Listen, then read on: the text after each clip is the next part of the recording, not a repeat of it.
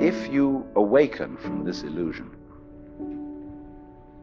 and you understand that black implies white, self implies other,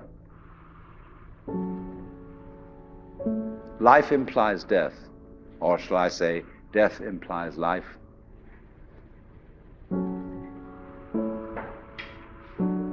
you can feel yourself not as a stranger in the world, not as something here on probation, not as something that has arrived here by fluke, but you can begin to feel your own existence as absolutely fundamental. Hi, welcome to Sylvie's technique vlog. In this technique vlog, I'm going to be talking about something that I am literally taking into a test kitchen of working with this at home with Kevin and just playing with it and seeing all the different things we can do with it. So what we're doing is calling this the diamond guard. And what that is this. And it's using this as like a guard / way to close distance. Where this came from for me originally was Gansak Sor Plunjit. I used to train with him in New Jersey before moving to Thailand more than 8 years ago. And Gansak just flashed into this one time, and I was like, what is that? And he's like, oh, it's just this thing. And then I asked him to show it to me again when we put him in the Muay Thai Library for my patrons. And he worked with me a little bit more on it at that time, and I'm just fascinated by it. So what this technique vlog is about, because this is really something that's a work in progress, it's something that I'm just playing with, and I have no idea what it's going to look like ultimately. It's not trying to take a technique and like find that technique. It's actually taking a technique and seeing how it'll grow and form and shape. So took this from Gansak and we're just messing with it. So basically he said this is for boxers, and it's when someone comes to punch you, you're basically just blocking with your elbows like this. So they're going to be intercepting with your elbows. So it's a little bit like the spike guard that we've done in Sylvie's technique vlog. And it's a little bit, if you've watched boxers like Archie Moore, Frazier has a little bit of it, but they call it like the log cabin defense, this kind of thing. So actually a lot of people, when we put up a photo that Kevin had taken of me doing this, a lot of people were pulling out names that they're like, oh, that's this, this.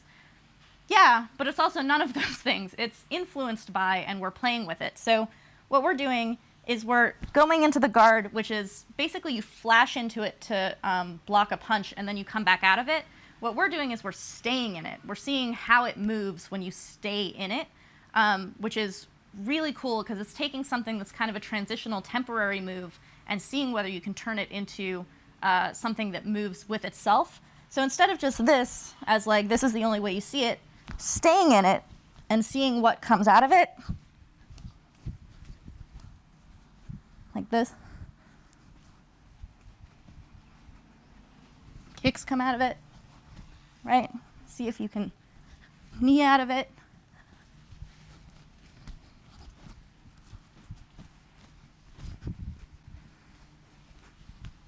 So what's kind of exciting about this for me working on it is that I have no idea what it's going to look like.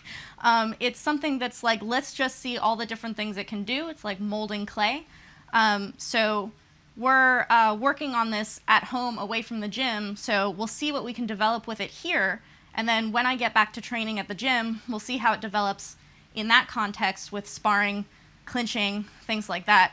But one of my favorite things about this guard is that I started working on it before everything closed down, before leaving the gym, and I just flashed into it a couple of times.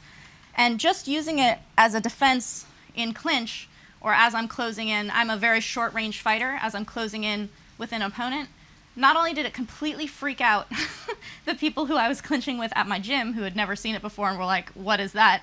But even very experienced Golden Age legend fighters, Karahat was like, what is that? When he saw it when I did it with him, when I was training with him in Chiang Mai very recently. So to me it's exciting because it is influenced by all of these other things. It looks like this, it looks kind of like that. It was used by Archie Moore in this way, but it's none of those things entirely because it's still taking shape and we're seeing all the different things that you can do with it. So if you want to play with this, important things to pay attention to are that you do want to do all the things that you would normally do with a guard, which is keep your chin tucked, keep everything close to your shoulders, you want this kind of like right in front of your face, almost like a Dracula guard, but up high. And then for me, an important point has been making sure that these points, the hand here and the elbow here, connect. If it drops like this, it's just open. So an important point to pay attention to on that is this connection, and then see what comes out of it. So I'm going to talk more about this, how I've been developing it, and all the different things that can come out of it for my patrons. So the longer video is over on Patreon. If you'd like to become a patron, or if you are a patron, click on the link below and head on over there, and I'll talk more about how this has been developing for me and how I've been working on it.